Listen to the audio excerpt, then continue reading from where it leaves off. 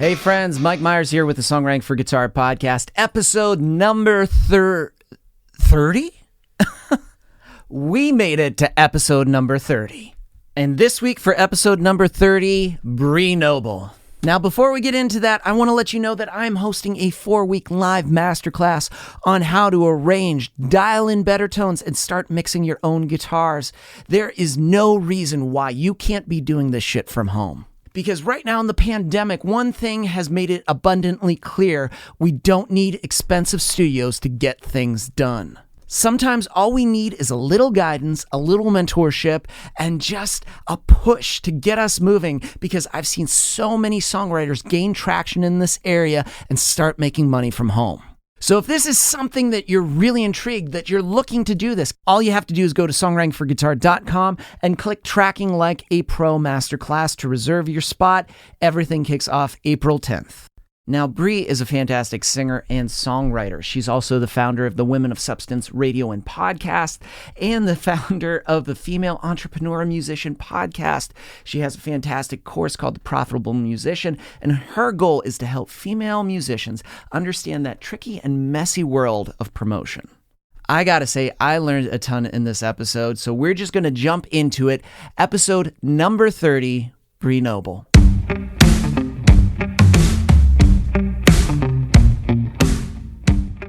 I want to delve a little bit into your story because, like, at the beginning of your bio, it says Bree quit her corporate job as the director of finance. And I'm just like, you were a director of finance?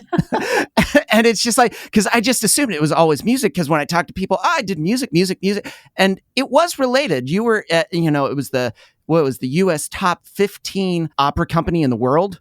We're in the US, and like, you were the director of finance. How did you find yourself there, eventually going, I need to leave? Oh man. I mean, of course I was a music major as well, in college, but I got this like practical bug of about halfway through, like, what if I don't make a career in music? What's my fallback? So I ended up really enjoying accounting. And so I decided to get a double degree in business. So when I left school, my husband and I got married. We moved to an entirely new place. I knew no one. And I'm like, well, building up a career in music, in my experience, has been started by knowing people and, building up those relationships and all that. So I was like, okay, so that's not going to happen right away. So I'm definitely going to fall back on the business side. And so I got a couple of different jobs in accounting. And then I ended up, it was really like a totally lucky thing that the opera company was looking for an accountant when I was really wanting to leave my other job that I wasn't super passionate about. It was just basically doing accounting for a small business. So it just was very serendipitous. And the opera company at that time was going through a lot of turmoil. So they were very, very small, and they had gone back to like total bare bones, and they needed somebody that was like, just really wanted to work there and was willing to work there for a lower salary at first. And that was me, because I really wanted to get out of where I was. Obviously I had a background in music. I had been in a few operas when I was in my undergraduate degree. And so I was super excited to be there. And after I started there, after a couple of years, things got back to normal at the opera, and they weren't struggling, and I was able to like really move up and become director of finance, and we bought a building and all this crazy stuff. But then, like, in my personal life, I had a baby, and working at the opera was very stressful because it was very, very seasonal. When we were selling subscriptions, we were flush with millions of dollars, and then in the summer we were like, oh my gosh, how are we going to make payroll?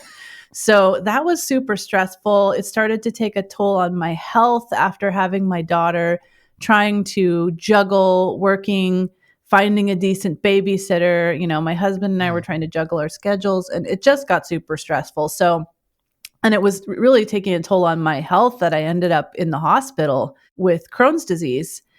And I was like, I am willing to do whatever to get out of this situation, because I was in so much pain. So I think that is when people are able to make a leap like that. It's not when you're comfortable. It's really hard to make a leap like that when you're comfortable. So I'm thankful that I'm not thankful that I got sick and all that, but I am thankful that it really, all those things coming together made me realize that I really wanted to have a music career, and that was never going to happen while working at the opera. And I was, just not doing well health Yeah. wise. There's so many little bits that you just dropped along the way that I'm just like, oh, especially when you said you wanted to be, it's like, oh, I'll take this accounting job, even this finance job, even in music, even if it's for a lot less, because I want to be around music. It'll be better. I feel so many people dance around the line where it's like being around the thing they love and never like, some people eventually do make the jump in and go, shit, I'm going to do it. And others just always dance that line where they're like, well, I'm around it.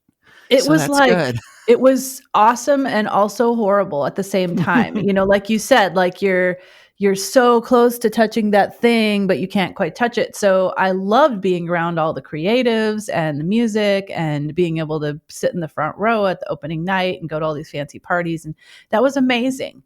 But yet I was handing paychecks to artists, with thousands of dollars, to artists who were living their dream, who were being opera stars because that was what they wanted to do. I didn't want to be an opera star. I wanted to be a singer-songwriter. But like I was constantly watching them live their dream, and I was like, oh, I'm cutting their paychecks. So that was what was hard. And that was, I think, eventually pushed me to be like, all these things coming together and realizing this is the time for me to pursue that. Did that kill the myth that you can't make a living from music? Because I feel like there's so many things where people are like, oh, music, no, sorry, you can't do anything. But meanwhile, your job was handing checks to people who are like, I do this for a living. Well, especially when I handed a check to Placido Domingo for $250,000 for one concert. That was like the biggest check I ever wrote. It was insane. But yeah, I mean, it did. But yet I was like, then I felt like I had to work in this framework because they were working inside this framework of the opera world. They weren't out there doing private concerts and, the kind of things that I wanted to do, performing at community events and stuff like that, and coffee shops and things like that. They didn't have those options, which was bad for them because then only a certain number of artists could really make it in the opera world because there's only so many opera companies and only so many roles and all that. But whereas with, independent music, I'm like, I can like make this my own. But I didn't realize that at first. I thought, oh, I have to work in this other framework of record labels. And because this was the early 2000s. So, I still thought I needed a record label and a manager and a booking agent and all that stuff. So that was kind of, I guess, where I was going at first because I saw the opera world and I'm like, okay, this is what the pop Christian world is like that I want to be in. But eventually I learned that I didn't have to work within those constraints, but it kept me stuck for a long time. How did you break free of that to eventually find your niche where you could be like, I can start doing this. I can start touring. I can release albums. I'm not dependent on these factors lining up perfectly, or these are the things that can only support me. Yeah. And these decision makers like giving me permission. That was what I thought I needed. Again, I think it was like to the point of where I was like, well, either I've tried this other route. It's not working. I'm going nowhere. So either I have to give up on this entirely and just, raise my daughter and then go back to a career in accounting, or I could just be super scrappy and try to do it entirely on my own and just start with the people that I knew. Because I did know that it was a lot about relationships and everything, but I thought I had to build relationships with these decision makers and these gatekeepers. And I didn't think, oh, I can just, go to my church and be like, hey, I'm doing this thing. Do any of you guys know any people that need entertainment at your corporate event, or anybody that needs help, somebody to perform at your nonprofit? And there was a lot of people that were connected. And I just didn't realize that at first until I put the word out. And that was how I started building. And so it was really, I attribute it to realizing that all this training that I had in small business and entrepreneurship, that was what I needed to add to the mix. And I wasn't doing that. I thought, oh, well, when I'm doing music, I'm wearing my music hat. And when I'm doing my accounting stuff, I'm wearing my business hat. And I didn't realize that all I needed to do was marry those, just like any other small business owner does, going out there and like pounding the pavement and, grassroots marketing and, just spreading the word and all that. I just didn't think that was how it worked in the music business. But I figured other thing is not working. So I'm going to try this or I'm going to give up. That's kind of where certain musicians stop. They go, well, it doesn't work. Okay, I'm done. And they just go like, I tried it once and it just didn't work. And it's I think it depends on how much you feel driven. I felt like music was in my bones. It was in my blood. Like I couldn't not do it. And it was going to be so painful not to do it that I just had to try this way. So I think it just depends on how much you're driven. And it probably is, because the ones that are driven are like, there's got to be another way. They look at it more and go like, okay, so I need to figure this out. It's not working. So either it's me, I need to find someone else. I need to find a different component. I've been reading this book, Who Not How. And that was like mind blowing for me about people that go like, okay, so when you find the how sometimes, and like, how am I going to get this done? Sometimes it's finding the people, as you said, like people in your church that were like connect and be like, oh yeah. Yeah. And it's like, oh my goodness, these people were right in front of me the entire time. And only now am I seeing that. Yeah, and they were my super fans. Like they were the ones that would come up to me every week after church service and be like, oh my gosh, that solo was amazing. Or, I can't believe you wrote that song. That was so good. So why wouldn't I tap into those people? It makes sense, but I think sometimes people forget that. They forget to look at like who's around them, because they think like, as you said, the gatekeepers, they, the dudes with, big suits and cigars at the top being like, oh, where? It's just like, well, see if we'll let you in. And it's like, I guess they're not going to. But I feel like then you had such a successful run doing all of these things. And also too, like I saw a clip of you playing you were singing the national anthem at Dodger Stadium in front of like 60,000 people. That's like 60,000 people. Yeah. It's mind blowing. It is. And I always tell people like that is a gig that I got because of a super fan. It was because, someone from my church recommended me for this event that they were, that was like, I don't think it was like all church day or something at Dodger Stadium. And so they were taking demos from people, but only by recommendation only. I'm interested in that. For an artist that's starting out, you said super fan. How do you change people that like or maybe occasionally listen to your music to being like that, a huge proponent of you and your music, and just can't stop talking about it or buying the things that you're releasing? I feel that's sometimes where musicians or artists particularly struggle, being like, no one's buying my record. I guess no one likes it. No one's coming to my How do you start to make that transition and get super fans? Gotta be intentional about being in front of them and engaging. So, obviously at my church, I was performing there every week, So that was where super fans started for me. But then one of them would invite me to perform at one of their events, and then I'd be in front of their friends, and then they would talk about me to their friends. Like, it's not just about me being in front of them. Mm-hmm. Me being in front of them opens the door when like, wow, I really like this music. And then if my friend is like, oh my gosh, isn't she amazing? And oh, you need to buy this CD. My favorite song is this. It's creating people that want to be your advocate. And you only do that through engagement. I started that by engaging with the people at my church every single week after I would, be on the stage, or, when I used to do this evening service thing, it was like this rock and roll kind of thing on a Thursday night. And I would engage with everybody afterward and hang out and eat pizza with them and talk. And, that's how you get a relationship started where they want to be your advocate and go out and talk to you. And, if you can't do that in person, well, you can certainly do that on social media now, live streaming and things like that, engaging in the comments. if that's as close as you can get to them right now, then do that. You need to have this back and forth. They need to feel like they are not just, listening to you, that they are really knowing you. And that's also, important for you to share a lot of stories. That's another thing that I did, is that when I would perform, I would share stories. And eventually that turned into me creating a program that was based around life stories and how they contributed to me writing certain songs. And then people feel like they knew me, right? Yeah. Even though I never even if they like had to leave and I never got to speak to them afterward, they feel like they knew me already. And then they would go and tell people about me and talk like they knew me because they knew all of my stories.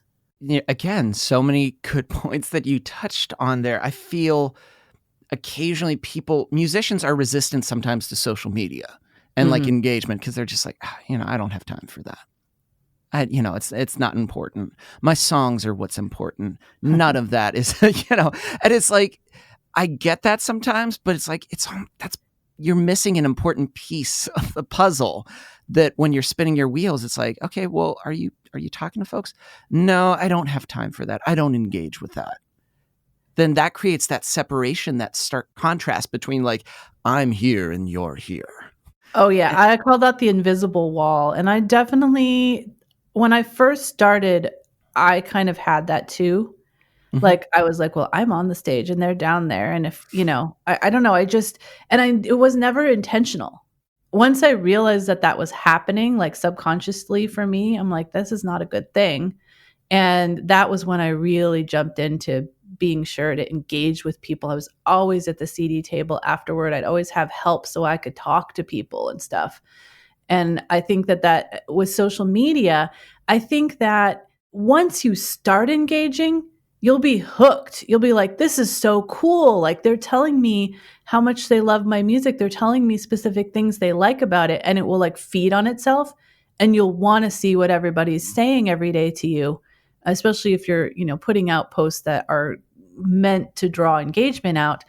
So it's a self-perpetuating thing. It's just the getting started, because when you first think about it, oh, I don't want to go on social media every day. That seems like it's, taking away, like you said, from my time to be creative and Yeah. all that. But once you start doing it, you'll be energized by it. Now, right there, like, do you feel like musicians sometimes put out posts that are just like, what's the point of this post? Like, what am I supposed to do with this? Like, sometimes I'll see like, oh, I've got a show. That's the only time they're posting where I'm like, yeah, I know you got a show. You got an online show. It's almost like they're regurgitating the same thing, and it's not engaging. It's not pulling in. How can an artist start to make that switch from just kind of like this? It's almost like loud noise. Like, they're just like blasting their crowd with things that aren't interesting to a useful form of social media. Yeah, you got to get out of the broadcast mentality, which is what you were just saying, right? You can talk about your show, but do it in a way that's engaging. Like, hey, we've got a show tonight downtown. What song do you think we should, start the show with? Or what cover do you think we should add tonight? Like, what's your favorite cover that we do? Or, something that's going to get them to respond. Otherwise, they just look at it and go, yep. But if they respond, then they'll be like, oh, maybe I could make it downtown tonight to the show, because it's giving them more time thinking about you and what you do and how much they like it. It's how you're saying that, almost like asking a question, trying to then start the conversation, as opposed to being like, we got a show. Dude, Yep. Nobody posted anything. No one showed up. It's like, yeah, you just kind of stated we have a show. And that's it. There was nothing to start that conversation engagement with. Now, I'm interested, you talk about like the 4 cornerstones for musicians of income streams. I'm very curious, what are some of those ways, especially for musicians now? They're like, there's no way to make money right now. And Oh, it's man.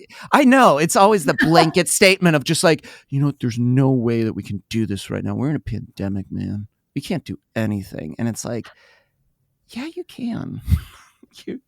you absolutely can. What are some advice to musicians that are maybe hearing that statement or just believing that statement themselves? Well, I mean, first of all, I literally have no patience for people with that attitude. I mean, if you have that attitude, you're already self-defeated. Like you're not going to find nothing is going to come your way. You're just going to push everything away with your negativity. So, may as well stop listening now if that's your if that's your attitude. But so the four cornerstones, at least the way that I see them when I talk about them on the Profitable Musician Show, is first of all, the recording and, releasing of music, right? Mm-hmm. And people are like, oh, but streaming, nobody makes any money. You can still make money from releasing music. And I see people all the time saying how much money they're making from streaming. Yeah, if you look at it as I'm only getting this tiny little bit per play, but if you're really working it, you can get a heck of a lot of plays. So it's not that you can't make money that way. It's just not in the way that we used to at 99 cents a download. But people are still selling CDs now. They really are. You just want to be strategic about it. How can you create a package? How can you bundle it with other things? Or maybe you create a, my career so far discography kind of offering. Yeah. Those are the kinds of things people want to buy. So that's, releasing and recording music. That's one. The second one would be performing. So whether it's performing in person or live streaming, that's a great way to still make money. People are still doing really well with either private concerts online, tip jar. And obviously, we're getting back into the time that we can start performing, even if it's at low capacity. And I think we're all starving for that. So I would encourage you to start looking now, even if you think that maybe people aren't booking. I think they are booking because I know some of my students have been booking for sure. Yeah. And then the third one, and all about this one, is teaching and coaching. Mm-hmm. Musicians, we all have something to share that we can help people that are, haven't gone as far in their craft or experience as we have.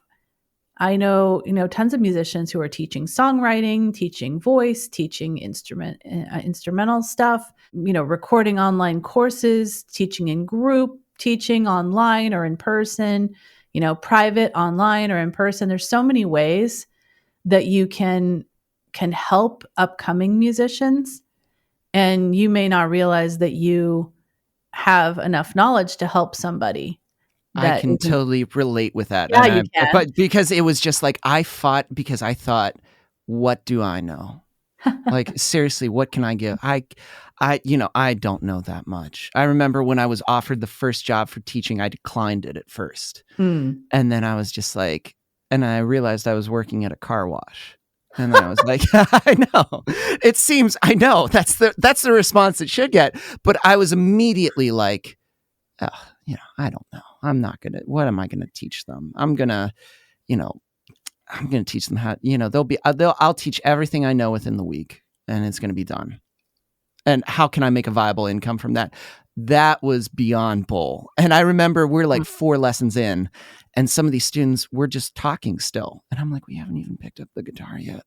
Like, and it's just like, we're talking about it. We're maybe strumming a little bit, but I'm like, and then sometimes you think you need to be like miles down the road, but it's like, no, sometimes you just need to be 1 or 2 steps ahead down the path than someone else because they're kind of like, oh, look at them.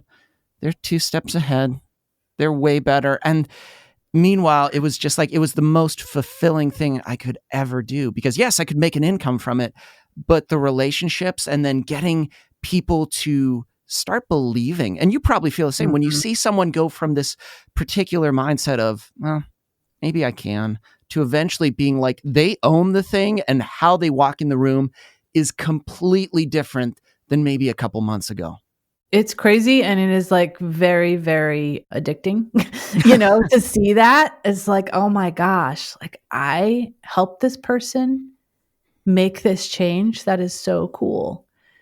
And like you said, we don't realize there's so many things that we know that have just become like second nature. And we don't realize that people don't know them. And I'm constantly surprised still after 6 years of this, of like wait, people are still saying I didn't know that I should have an email list, stuff like that, that to me is like, what? But there are new people coming up every day that to them that is like completely foreign. So Yeah. I think we just need to realize that when we've done a good job of being a learner and being somebody that assimilates everything, it becomes so second nature that we don't think, oh, yes, I can teach them this, this, and this until they start asking these questions and like, wait, wait, Yeah. I didn't even anticipate you had this question. This seemed obvious, but I'm not going to talk down to you because I'm sure I was there a long time ago and had this question.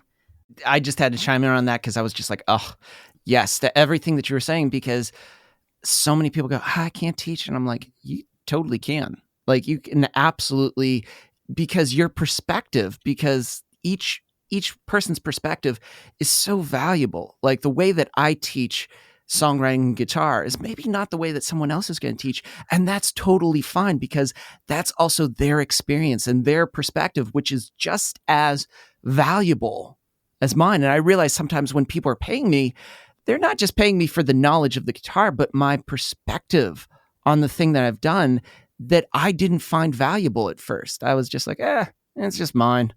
But suddenly it's like, oh, well, maybe there is some value in this.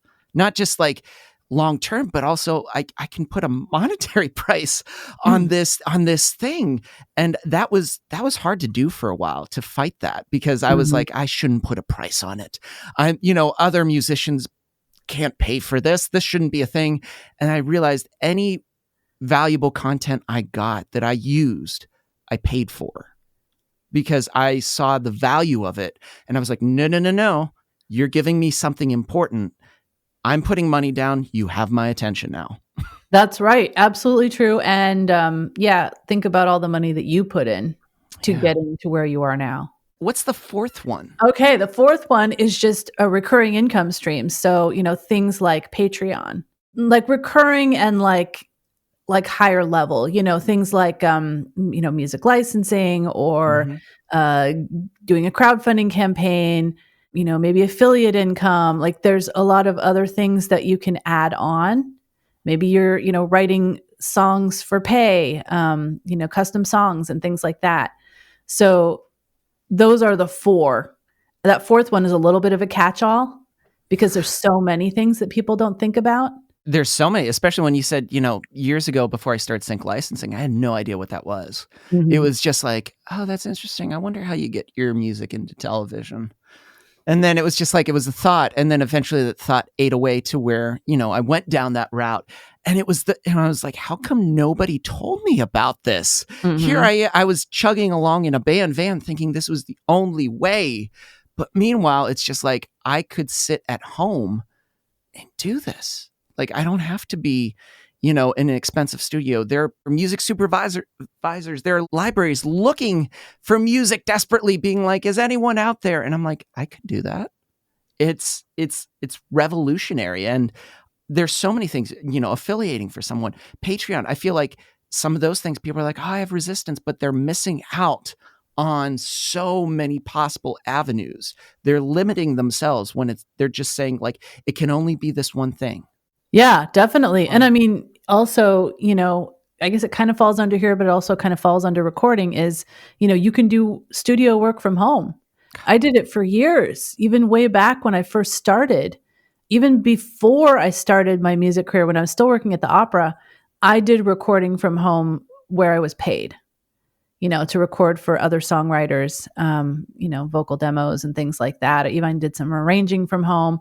So there's so much, and especially now, there's so much you can do.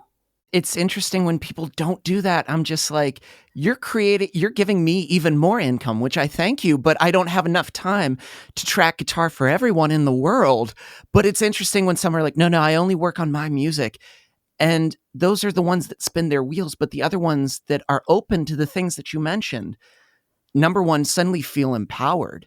They have like a confidence boost because they're making money from all these different streams. All these different ones are making this tremendous income and they're happier. They're doing things on their own. And then eventually they pour back into, like, you have the profitable musician. Also, I wanted to delve into, in 2007, you created the Woman of Substance Radio. What made you create that? That was when I was a touring musician and I just met like a ton of really great female artists. And I was like, how come, I don't know about any of these artists? And also, how come when I listen to the radio or Sirius XM, I just don't hear very many female artists? I mean, Lilith Fair had done a lot to promote female artists, but then I feel like there was this lull again in the mid 2000s where there wasn't a lot. And it was very male driven. And so, what I really wanted as an outcome is that I wanted to hear more women in the mix. But I knew that like the way that I could help that is to create a platform where I could elevate women. And then the other people would be like, wow, they would see them and see how awesome they were and then want to add them to, the mix of both genders. Yeah. So, it's interesting that I created a platform that was specifically to promote women in order to get into, the whole game of being in the mix. What I love about your story, regardless of the different ways that you've done it, you're always looking to elevate others because you're looking and you're seeing what's great about them and trying to lift them up, as opposed to, I don't know, sometimes when you think of music, I feel like sometimes people treat it like it's a knife fight. Like they're trying to grasp at Yes. that it's just like that music is this limited slice of the pie and there's only a little bit left and I'm going to fight you for it. But when you're open to those avenues that you mentioned, suddenly it's like, this is limitless. It's not ending. Like there's no point where we're going to be like, the last dollar of music has been spent on so-and-so and that's it. Or there's only 25 cents left. Right. And you got to wrestle ridiculous. it out. Like if you think about your own listening habits, I don't have Spotify playlists with just one artist on them. I love variety. I was the queen of mixtapes when I was growing up. And that's partly why I started the radio station and now a podcast. That, is all different genres. Like I love the surprise of what's coming next. And like, it's ridiculous to think that, because I like Ingrid Michaelson, I can't like, Sarah McLachlan or Sarah Bareilles or Colby Calais or, any of these amazing female artists that are kind of similar, right? I'm going to like all of them. It's not like, oh, well, I bought Colby Calais CD, so I don't have any money to buy this other one. I mean, to me, like if I love their music, I'm going to find a way to support them. Hearing this, I hope a lot of people are suddenly like, little light bulbs are going off being like, they think about it, because then it starts to make more and more sense when someone tells them this.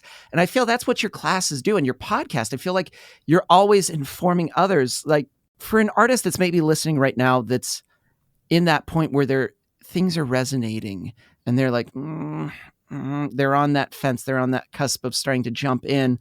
What are two maybe practical, actionable things they can do that are small things, but they go a long way? Well, the first one I always recommend is that you get involved in some kind of community of like-minded people. Mm-hmm. Because for me, when I first started, I felt like I had no one around me that was doing what I wanted to do. Because of that, I just didn't ever know if I was doing the right thing because I had no one to bounce anything off of. And I remember the first time that I met somebody that was doing what I wanted to do, I was like, oh my gosh, there's other people out there like this. Like I knew they were out there, but I'd never met any of them. I could see them online and the gigs that they were doing and I would follow them, but I'm like, I met them in person and I was like, this is so cool. I want to meet more people like this because I knew I could learn from them. Yeah. And so, find a community that you really resonate with the people inside, that they have the same values as you, that there are like all kinds of levels in there of people, like maybe even people that are even a little, less moving forward than you. Like you could help them, you could mentor them, and then you can learn from the people that are several steps ahead of you. And it's just knowing that you're not an island. And a lot of times we don't have the support maybe around us. Like people are like, oh, music, like that's just a hobby, or, that's a pipe dream or whatever.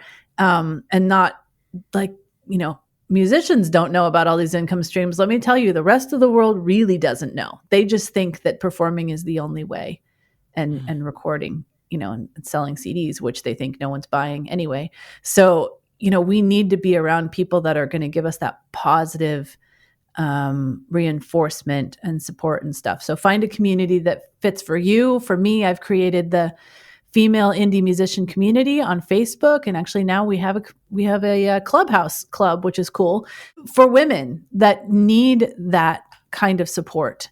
And then, of course, if you're like ready to go to the next level, there's my academy where you want to, learn all the tactics and everything, and get weekly support and stuff. So that would be the number one, find a community. So like if you follow Mike, then and you need a community of guitar players, like go hang out with them, learn what they're doing, so that'd be number one. And then number two,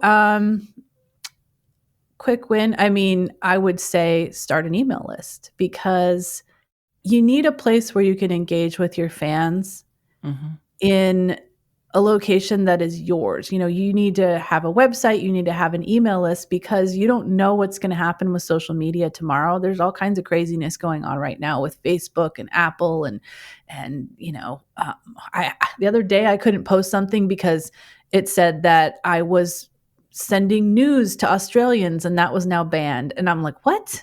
Like there's all these crazy things going on in the background that can control what you can do on social media. And it's why you need your own corner of the internet.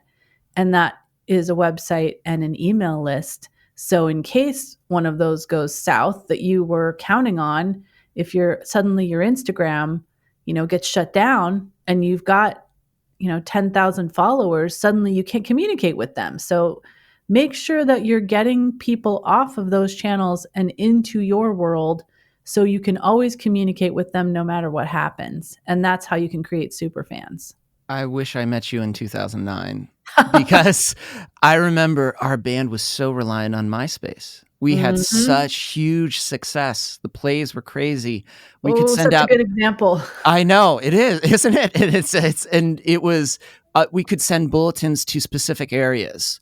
But hey, we're going to be in your area, and we would always get great responses. And then it started to dwindle, and everybody switched to Facebook, and Facebook was weird, and we couldn't communicate. And then we were just like, damn, it was just like, it was hard to communicate anymore with fans, because we were trying to like, oh no. And it was just like, that was a huge example. So when I, started up doing things on my own, a podcast or my classes or consulting, I realized the value of that list is getting people outside from a conversation on social media to eventually into my world, and not having, as you said, the rules and the boundaries of, Facebook says, you post too many, or somebody, account suspended. This is, here's the new thing. You need to pay this much. And it's like, no, now I've got these people right here because they're in my world now.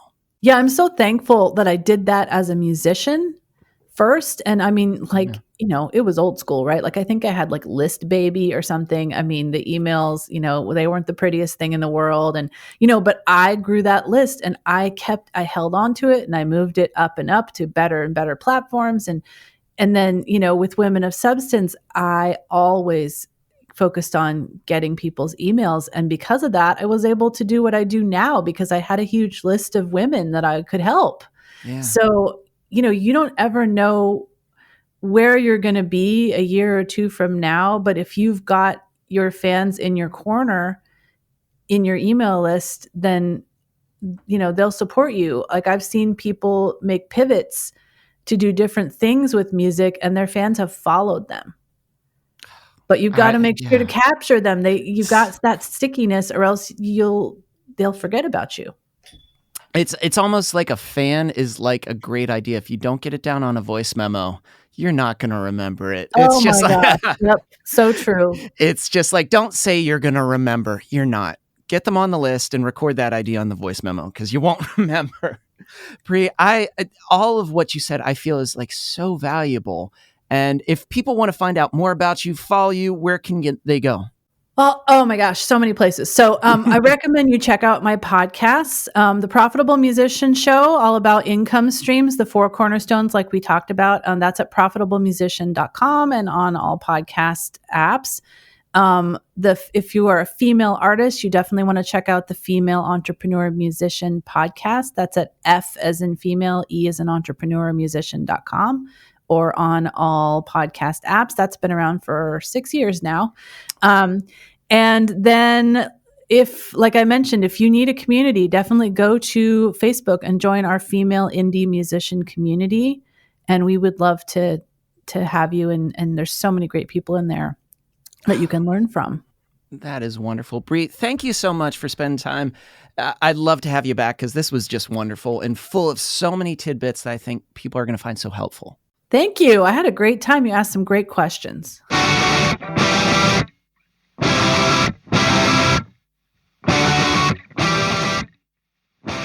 And that does it for this week. It was edited and produced by Chris Fafalius. I'm Mike Myers. Thanks for listening.